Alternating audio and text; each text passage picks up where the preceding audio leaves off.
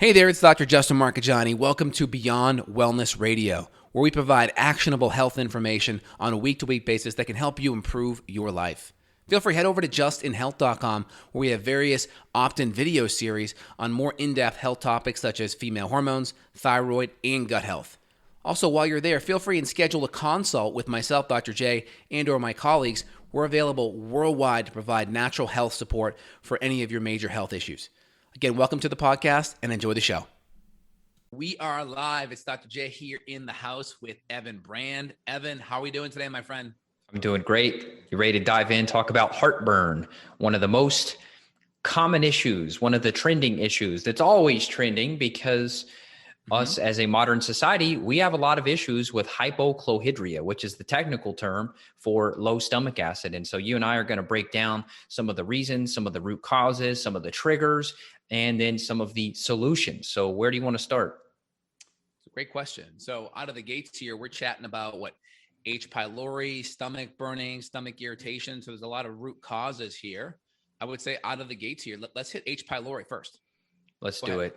So I had H. pylori. So I'll tell you from personal experience, and you and I clinically have seen many cases of H. pylori. Let's start with the conventional approach to it. So first of all, the testing for H. pylori is not very good in the conventional world, and there's an issue with false negatives.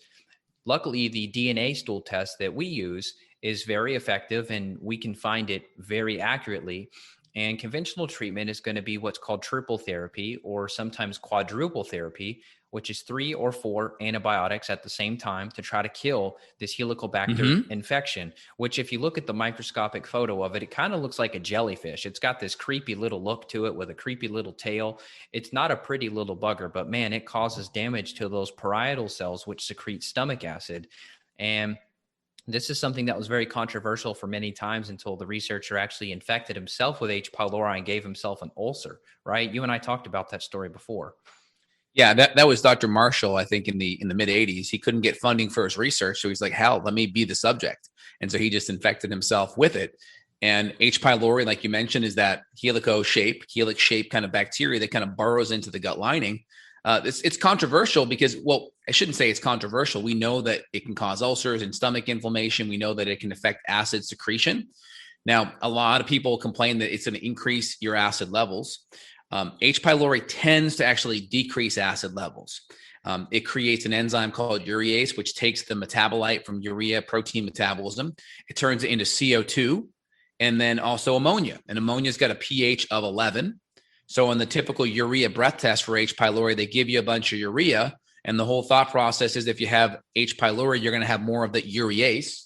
And that urease is going to convert that urea into ammonia and CO2. Then thus a positive CO2 level is going to give you the H. pylori indicative for a breath test.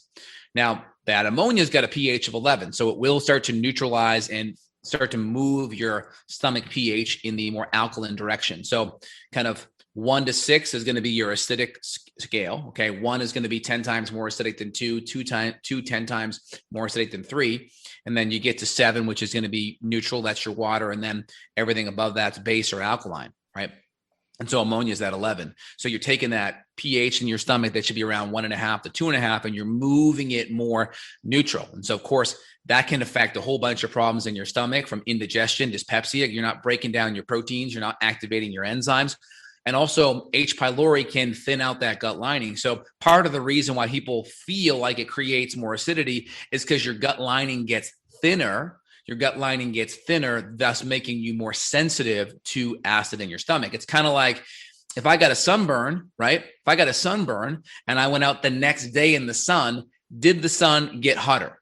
Well, it feels hotter when I'm in the sun with a sunburn, right? Did the sun get hotter? No. It is your skin's more sensitive. That's when you're out in the sun. It feels like it's 150 degrees out, but it's not. It's the same thing with your intestine. You got a sunburned gut that feels more irritated. Thus, that acidity, the acid that you're putting in there may cause some irritation, just like going out with a sunburn. Yeah, it's a great analogy. Check your microphone too. It sounds like it may have switched to your headset. Make sure it's on your USB. And I'm going to riff on H. pylori for a minute because my personal experience with it was not fun. I lost a lot of weight. And I was kind of freaking out, honestly. Like I lost so much weight and I couldn't stop it. And there was no shortage of calories. I was eating plenty of good meats and good fats, and I just kept losing weight. And I think H. pylori is really one of those big stepping stones, or maybe the better analogy is the domino effect. And once the H. pylori is there, as you mentioned, it kind of inactivates your enzymatic process. So your pancreatic enzyme function, the release of the stored bile from the gallbladder is going to slow down or be reduced. So this is what I think leads to a lot of the SIBO or the bacterial overgrowth dysbiosis problems that you and I see clinically, because when we find H. pylori, we go down to page 3 of the stool test, and then boom, now we see Prevotella and Klebsiella and Pseudomonas and all these other bacteria that are thriving. So many people have heard of SIBO because it's trendy, and they'll come in and they'll do SIBO protocols. But if they don't get rid of the H. pylori, I'm convinced that's one of the smoking guns that allows the dysbiosis to take place. So long story short, if you're someone listening, if you've treated your gut before using antimicrobial herbs or possibly even antibiotic therapy, and you didn't get better, or maybe you got better and you relapsed, consider that you've missed one of two things: mold toxin, which is weakening the immune system, or number 2, H. pylori, and it could be coming from your spouse. So if your spouse is not being treated, they could have reinfected you, and that's why you're on the merry-go-round and you can't get off. 100%. So H. pylori is one of the first things. Now, people say, well, a large percent of the population has H. pylori, and that is true. And so the question is, are you immunocompromised where that H. pylori is an issue or not? There are a lot of people that can survive on 4 or 5 hours a night sleep. But once you become stressed and your adrenals become dysfunctional and your diet's been poor for a while, that 4 or 5 hours of sleep may not be enough. So you have to look at the context of the person for sure. Yeah. So how's my audio coming in? Is my audio coming in good? It sounds decent. It could just be the bit rate or something. I do believe you have it on your USB now. It just sounds like it's a little grainy, but I know on our local end, it'll be just fine. So it's plenty good enough for today. Okay, excellent. All right, so out of the gates here, just kind of hitting all the right things that we're chatting about. So we talked about the susceptibility for H. pylori, right? H. pylori is going to be one of these things that may be a problem in people that have symptoms. So if you have symptoms, if you have issues, we want to look at that out of the gates for sure. I think that's going to be a top priority. Anything else you want to highlight regarding other infections? I know SIBO is another one that could potentially affect digestibility in your stomach. SIBO is going to hit more of your small intestine, but some of that bacteria overgrowth can move its way and migrate to the stomach as well, to the gastric area. Yeah, well, I think H. pylori is probably the biggest smoking gun, but like you and I talk about many times, you can have permission to have multiple things wrong with you, right? You said that. So it's funny because we'll see candida, we'll see bacteria, we'll see H. pylori, which is a bacteria, we'll see parasites, we'll see worms. So the cool thing is when we come in with the testing, we're often using full spectrum herbs. And what I mean by that is we're going to try to knock out candida, bacterial overgrowth, the H. pylori, the parasites.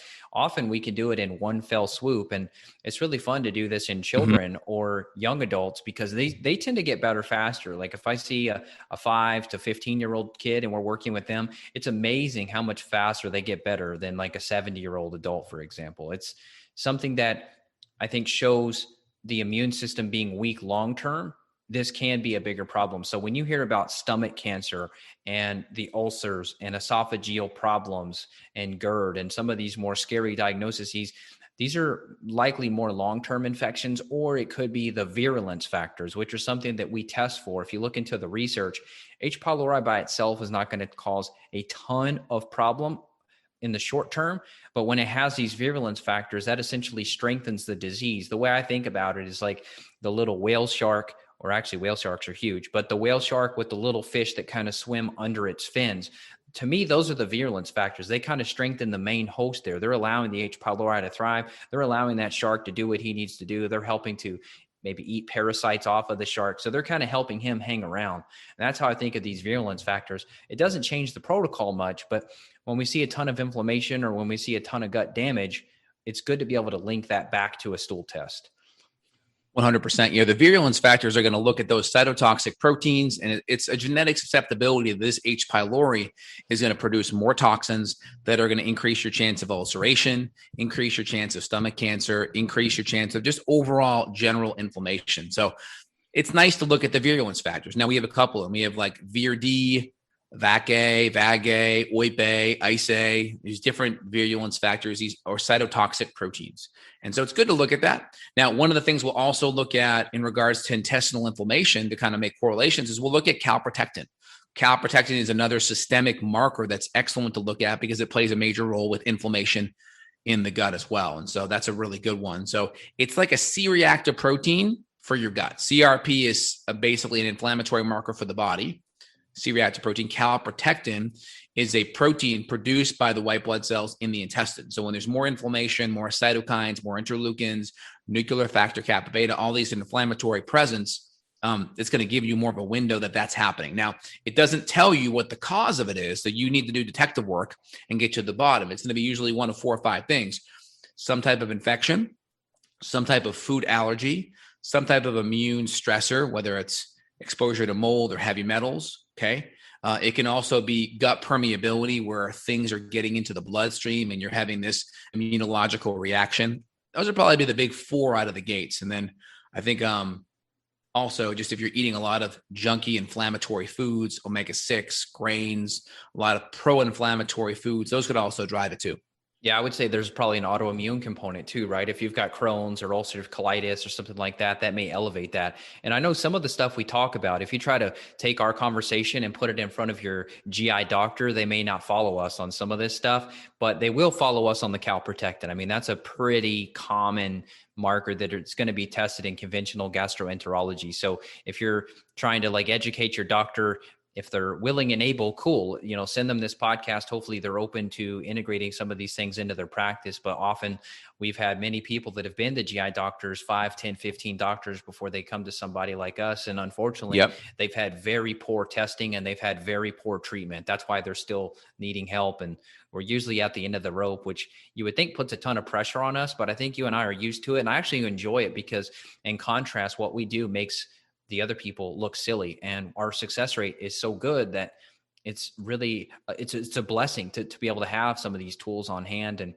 it's really fun and inspiring to be able to give people hope. And some of these chronic GI issues like heartburn or reflux or GERD, or some of these esophageal problems, like what they call, like issues with the LES, the lower esophageal sphincter, that can become very traumatic. And people think that surgery or drug is the answer, but we don't have to go there in the majority of cases. Yeah. And also when you start to have, a lot of dyspepsia, that's like the bloating, that's the nausea, the burping, the belching. When you start to have that, right, that lack of acidity in the intestines, if you have a lack of acidity, you also have a lack of enzymes more than likely, because acidity is an important trigger for enzyme activation, right? Because a lot of our enzymes are pH sensitive. So if we don't have a nice low pH, they're not going to activate. And also that bacterial overgrowth. And you can look at bacterial overgrowth in the stomach, usually via a glucose breath test. Now, the conventional breath test that we use for like SIBO is we'll use a lactulose blood test or lactulose breath test, where you swallow a lactulose solution, and then you're gonna blow into a bag, and you're gonna get a baseline, and then you're gonna swallow the lactulose solution, and you're gonna blow every 20 minutes. And you can sometimes see an increase in gas in that first 20 to 40 minutes, usually being reflective of the stomach area. Usually in that first 120 minutes gives you more of the small intestine. And if you do a glucose breath test, that's going to give you more of a window into what's happening in the stomach. Now, typically what we do is I'm doing more of a stool test, and I'm getting a global look at bacterial overgrowth in the intestinal tract as a whole. Obviously, when we're testing stool, it's all moving through the intestine. So you can't say, oh, that bacteria is in that part of the intestine or that part of the colon or that part of the stomach. You can't really do that because it's all moving its way out and getting mixed up, right? So a breath test could be helpful for that. Now, for me, it doesn't necessarily change a lot of what I'm going to do, because if I see, hey, there's a lot of Klebsiella or Citrobacter, or I see some H. pylori, or I see a lot of organic acid showing hippurate or benzoate, right? Or 2,3-phenylacetate, right? Different markers, indican, then that tells me we got some problems, especially indican. Indican is one of those bacterial overgrowth markers that also has to do with more increased putrefied protein. So that's going to be a good indication that there's some stomach issue going on and dyspepsia issue going on. So if I see that, that's going to gear me in that direction to be focused on addressing the stomach. And when we do herbs, guess what? You can't just target one part of the intestine. When you give these herbs, it's going to move its way through. Some of these herbs are going to target things more specific to H. pylori, like mastic gum or bismuth. But obviously, some of those are still going to have general antimicrobial benefits that will move down the entire intestinal tract. And some even have anti-parasitic benefits too. So it's hard to just target things. We do know there's a history of herbs that tend to be more selective to certain things in the intestinal tract.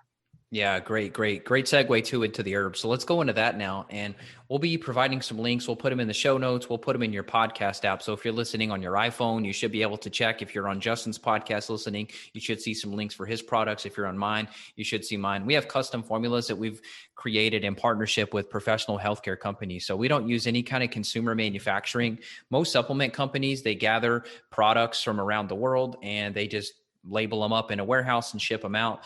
But they're not professional. So there's typically not as much testing, if any testing at all. Purity, potency, those kind of things are not well tracked. We're very anal about what we do because we have to get results clinically. And if we don't, then people don't get better and they don't come to us. So we have a legitimate reason. We have to be of the utmost quality. This is stuff that you can't get through consumer, like Whole Foods places or Amazon. These are professional. So that's just a little bit about quality. But in terms of the stuff we're using, as you mentioned, we have different blends. So sometimes we're going to go with more of like a mastic gum, clove, berberine, wild indigo blend. These are things that can be both anti-inflammatory, antimicrobial, antifungal, antiparasitic.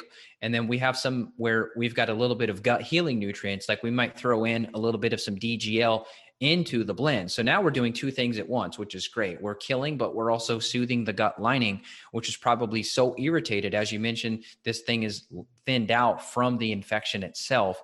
And then we go into more of the antifungals too. So we may stack, if we see on the organic acids, you've got an antifungal need, then we'll throw that in too on top of the antimicrobial need. And that's where the magic really happens. There's a synergistic effect. So rarely are we going to come in with just oregano oil or just garlic.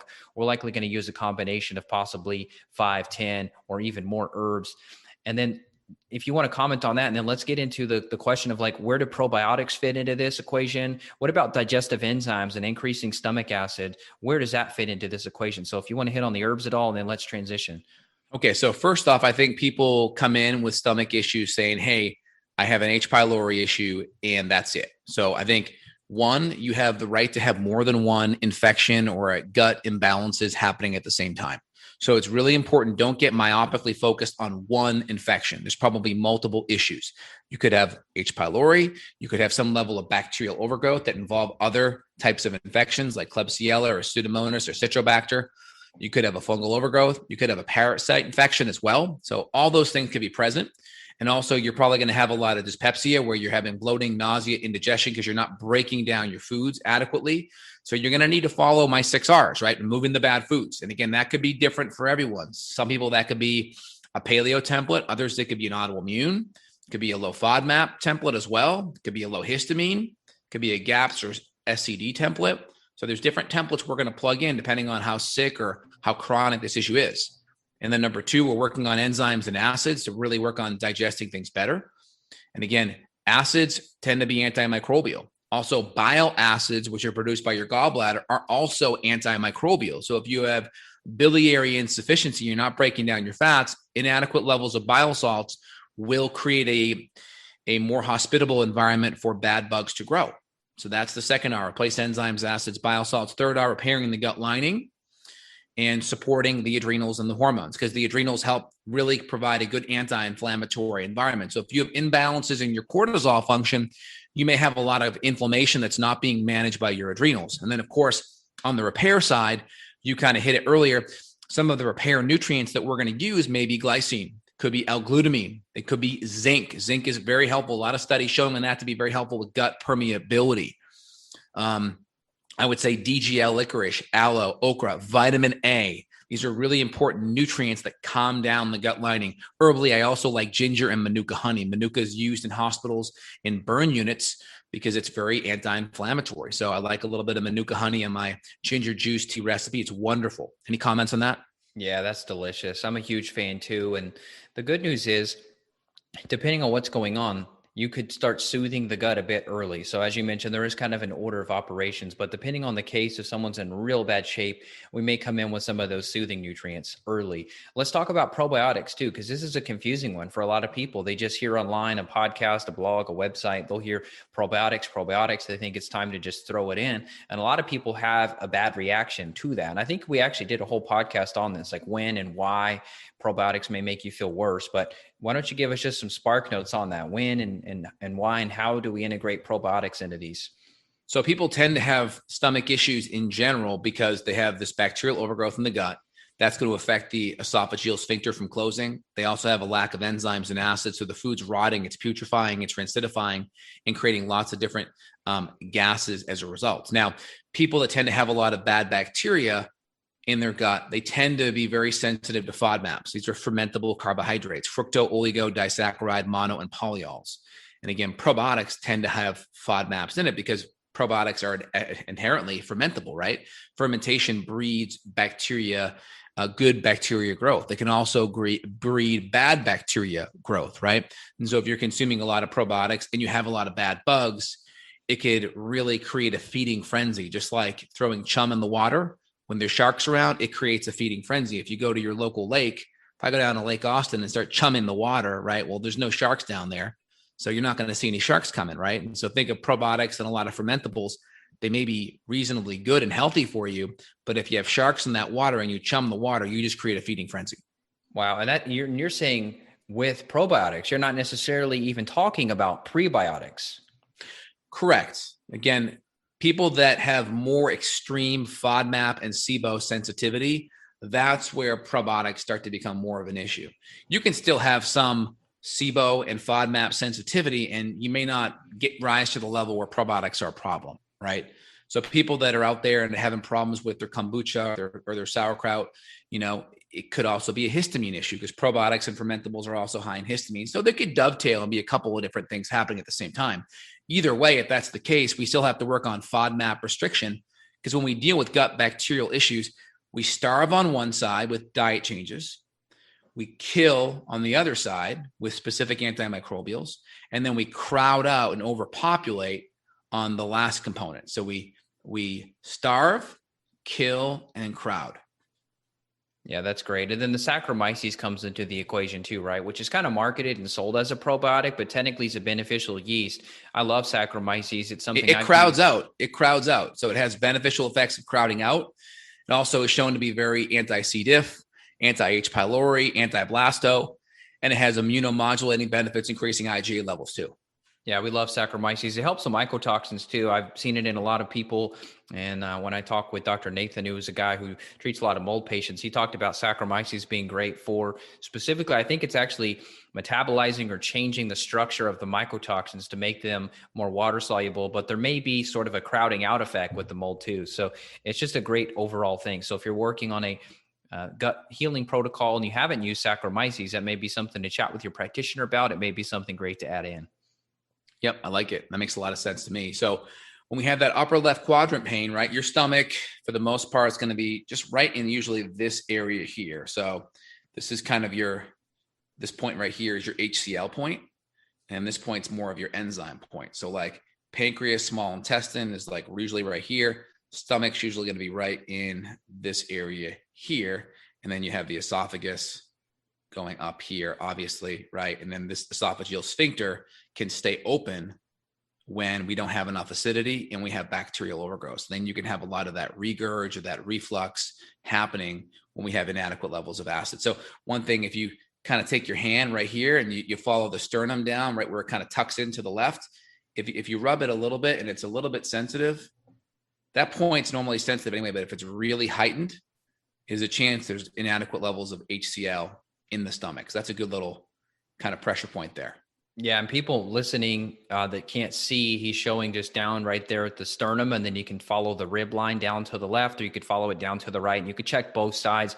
That's a really cool thing that you can do in person when you're working with the practitioners. You can palpate these points. And I remember when I was in one of my schooling lessons, we were with the teacher and we had a lady who laid down on the table and everybody was coming up and palpating. And man, this lady about jumped off the table when we hit that HCl point. So of course we didn't have a stool test on her, but man, I bet she had some infection going on. Yeah, and it's good to rub that, and then you can kind of rub a couple other spots to see if it really is heightened, and then you can also start treatment, right? Make diet changes, add in support, right? Start addressing microbials down the road and see if that changes. But again, the biggest thing I really want to highlight for people listening, we live in this antibiotic culture today, right? You have an infection, antibiotics, antibiotics, antibiotics. And so what tends to happen is people are in kind of my 6R step, right? The 4th R is removing the bugs, right? Remove the bad foods, replace the enzymes and acids and bile salts, repair the gut lining and the hormones, remove the infections, repopulate good bacteria, prebiotics, retest. That 4th R is remove the infections. People go to this first. We live in this like antibiotic generation. People are programmed, kill, kill, kill, kill, kill. It's the biggest mistake you can make. Some people can get away with it if you're really healthy and you don't have an overabundance of inflammation. You can get away with it. Most can't. And they end up creating a whole bunch of problems. And I tell my patients, the first rule of functional medicine, right? The first rule of Fight Club is don't make yourself more sick. It's really important. So that's why that 4th R, that second remove, right? The first removes the food, right? The 4th R, the second remove is removing the infections. We do it in that order because we're trying to calm down the immune system, trying to support our anti-inflammatory system so they can deal with inflammation and stress better. We're working on digesting and breaking down our food. We're working on motility. That allows us to set the table so we can come in there and wipe out the bad bugs. Yeah, you kind of alluded to it, but just to make it clear, you're actually improving your immune system by clearing out these infections. And some of these herbs we're using may have immune supportive benefits too. So that's just the real joy of what we do is you're boosting the immune system. You're letting the gut heal by removing the infections. It's just amazing. And when you get the spouse involved too, like if you're seeing a rebound case where husband feels great and then the wife's sick and back and forth, they may be passing the H. pylori between each other, even children too. I mean, I was sharing water bottles with Summer, my daughter, when she was 2. I tested her when she was 2. She had real high H. pylori. So I'm convinced I may have given it to her. I don't know. But luckily, we did herbs and she's in good shape now. And when we retested her, the H. pylori is gone. So I'm glad that we're able to get it resolved. But this is a problem that affects kids. So like when someone hears heartburn, they automatically picture old Betty sitting in the wheelchair with the gray hair and she's got indigestion. She's got her Zantac in her hand. No, it's not just her. I mean, this could be 2 years old. This could be 10, 15, 20, 30, 40 years old. So don't discriminate. This bacteria does not care what you look like and how big or small you are or anything. This is a bacteria that affects all people across the population. So if you have these issues, get tested, don't guess. And if you need help clinically, reach out. We work on this issue all the time. It's one of my favorite things to do is work on these gut infections. So if you need help clinically, we work around the world with people. We send testing to your home. You do the labs. We get them back to the lab for reporting. Then we jump on a call like we're doing now and we talk about it. And we help you make a protocol, help you fix your issues once and for all. So if you want to reach out to Justin, you can at his website, justinhealth.com. If you want to reach out to me, evanbrand.com. And like I mentioned, we've got some links. We've got some gut healing products and some things that we're okay with you guessing on. There are a couple of things you could do out of the gate, but ultimately you need to know what you're up against. Because as we alluded to, you may not have just H. pylori. You may have other infections. So coming in with the glutamine, the zinc carnosine, the elm, that kind of stuff, the chamomile, the ginger, the manuka, it's awesome, but that may not be the right order of operations. It may help you buy some time, but you got to clear the bugs. 100%. And there's a lot of studies out there looking at H. pylori, for instance, with a lot of mood and stress and depression and anxiety related conditions. And they find that when a lot of the H. pylori is addressed, some of these changes occur as well, with these issues improve, or they talk about antidepressant drugs working better. Now, why is that happening? Now, I believe the reason why it's happening is because when you address some of these bacterial overgrowths, you're absorbing your nutrients better.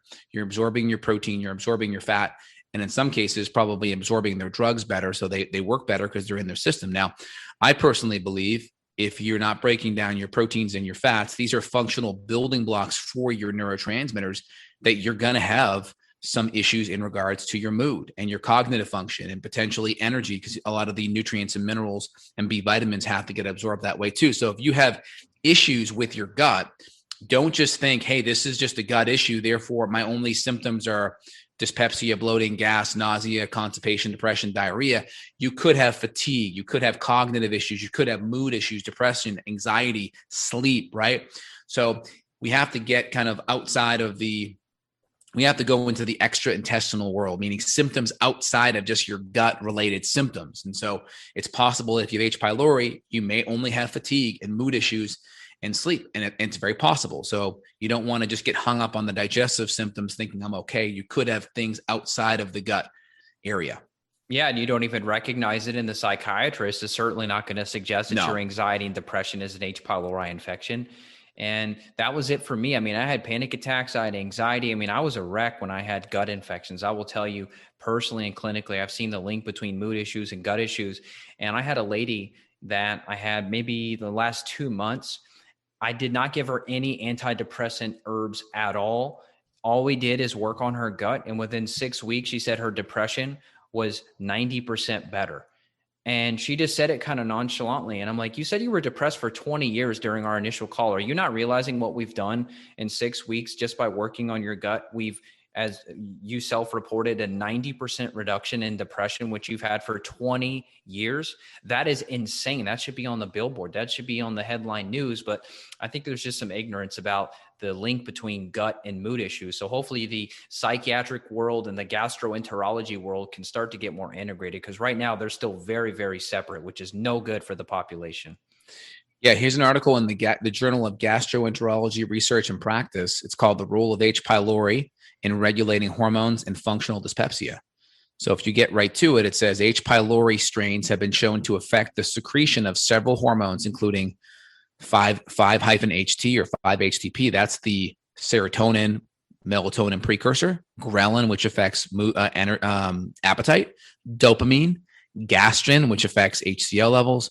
And then it has, it might be the cause of psychological disorders of functional dyspepsia. And so essentially there's a strong connection with H. pylori, hormones, and a lot of the neurotransmitters and appetite regulating compounds. So really important, right? H. pylori, we have to go above and beyond just thinking this is a digestive issue. It can affect mood, energy, sleep, and of course, hormones as well.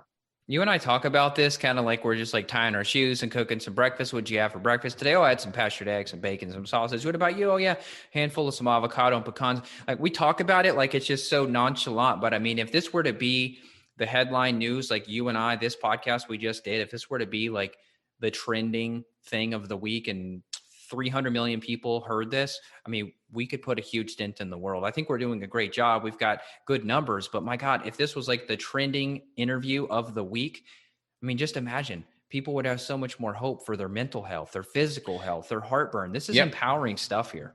Yep. And don't expect your conventional medical doctor to know about this stuff unless they've gone through more integrative kind of nutritional, natural, functional type of continuing education. Most dermatologists don't even understand that your skin has a direct connection with your diet, right? They still have pamphlets in the dermatologist's office saying, oh, what you eat has nothing to do with your skin.